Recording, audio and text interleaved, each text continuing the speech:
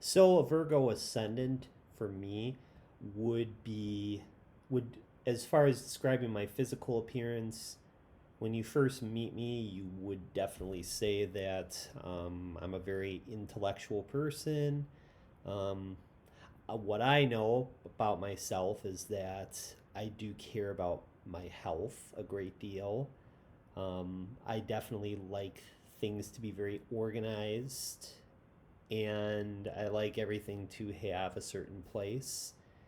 Um, and um, Obviously, I'm not the most athletic type of person, um, but I'm somebody that definitely will do anything athletic just so that it helps to boost my health.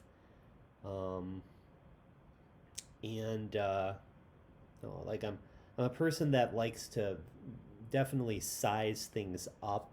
Like even the clothes that I wear, for example, I like to make sure that things actually fit, that help to bring out like a very very specific and neat image.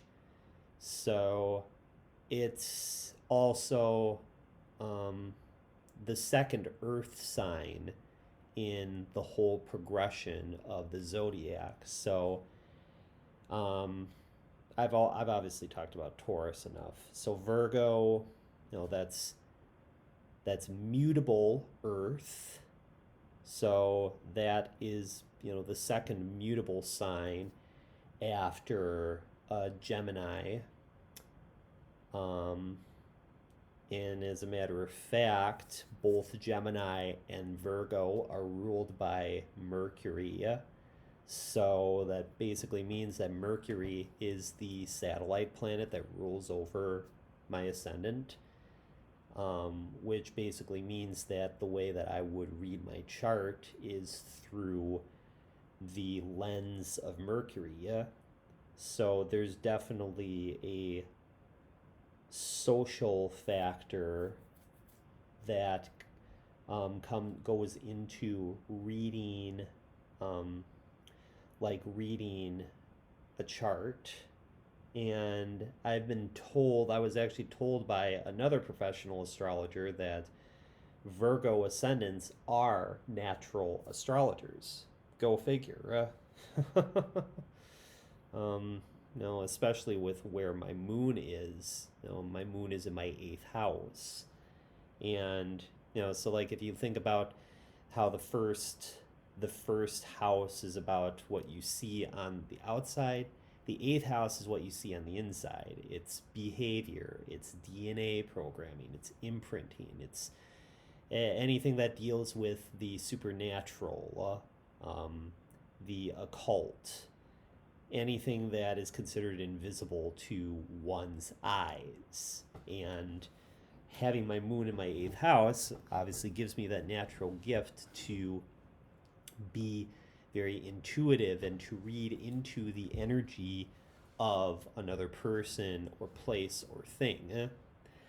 So, um, if you actually want a good example of what the eighth house really represents, look at David R. Hawkins' map of consciousness model. Each of the different states of being that have a different energy calibration level to it, that describes the eighth house beautifully, I think, because it describes different levels of behavior. And we can't really see or make out what behavior is. You can only really sense it, pick up on it based off certain impressions that are given off.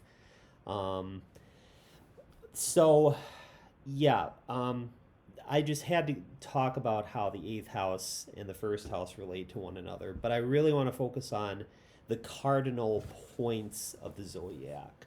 So I already did that with the first house. The opposite house is the seventh house. So that's a house that deals with relationships, your state of partnership. So that's your mating style, your business partners, your inner shadow figures, outwardly personified, and also marriage.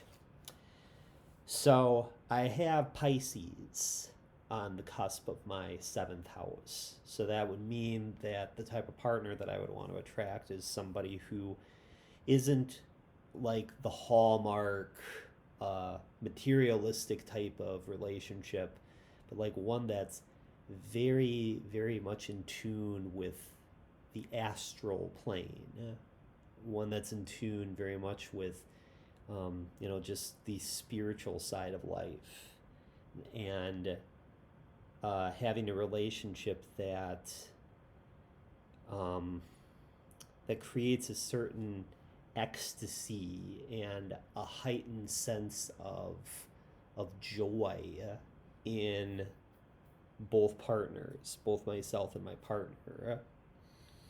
So that would be considered, the seventh house would be considered as the descendant, because the ascendant is where the sun rises and the sun sets in the descendant. So that's how you perceive the other. It's through that seventh house. So it's now no longer the light being above you, but the light being in another person. How you see another person, relate to another person, and what sorts of values you may share with another person. Now, the fourth house and the 10th house have to deal with home and with career. So the fourth house, that is called your state of home and family. So that's your genetic heritage and extended family issues, rooting style and home living environment, and your inner private self. So I have Sagittarius on the cusp of that house. Obviously, I was raised in a very religious family. On my dad's side, my mom's side was they were more secular, much more, I guess you could say they were open-minded, but they didn't really understand my spiritual or metaphysical interests. They certainly don't understand astrology the way that I'm describing it. So I was definitely an alien, an outcast. So my home life, according to my fourth house, is just creating a style that's very, very unique to me, that is individualistic, and just creating my own family from my business. So like the clients that I want to work with, they're my family, the people that I really care about, and because I like to know and relate to their unique internal universe as found inside their chart. Because I feel like when I'm able to nurture a person's faith in life, I feel like our universes come together like these two islands in this great oceanic sea of stars. So the 10th house, then, that's the opposite sign and the final cardinal point in the chart. That's your state of career. So that's your professional ambitions, your positions, your public image, your degree of recognition needed from society, and status. And I have Gemini on the cusp of the 10th house. So definitely a house where I want to have a lot of variety in my career.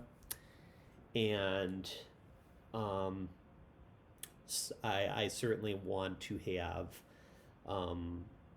a career that's very stimulating for the mind, and stimulating for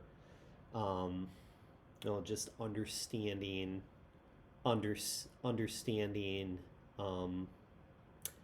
how to communicate things in a very, very logical way.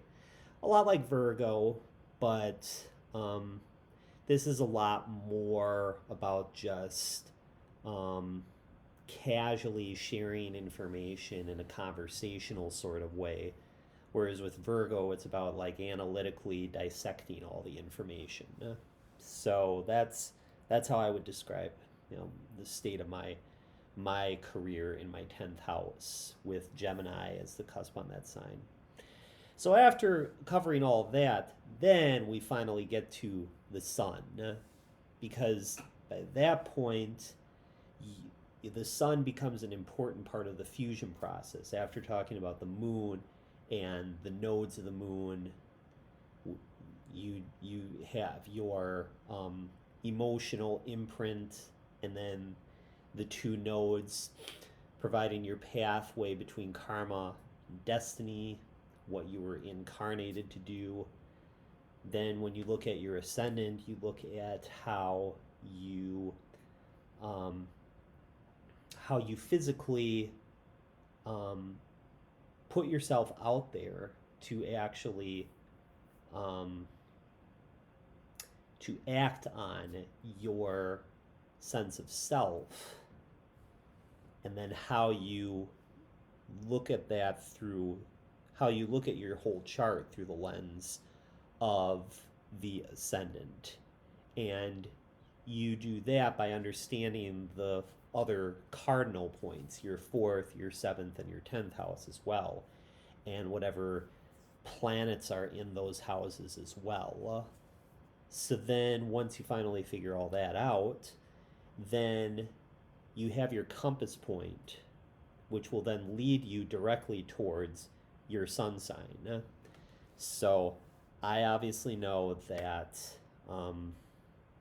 in my personal experience, I've always felt very unfulfilled in working 9 to 5 jobs, and didn't really feel satisfied with the money that I was making, and used to be a real thrifty spender.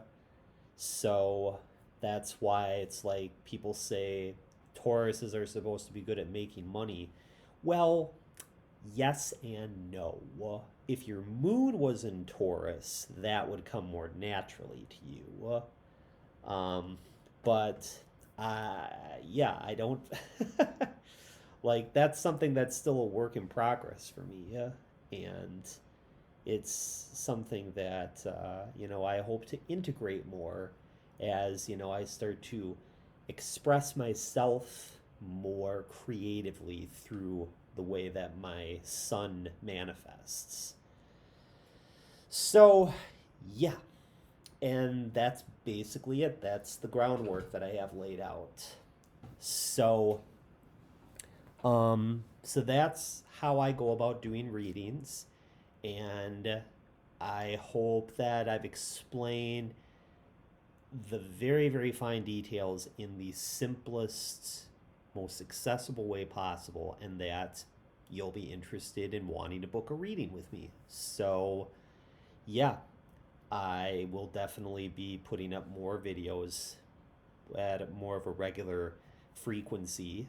So I'll be keeping in touch with all of you. Those of you who have followed me on my Facebook page, The Irresistible Star Chart Player, I appreciate that. Thank you. And yeah, more great astro forecasts to come. So I am now officially signing off.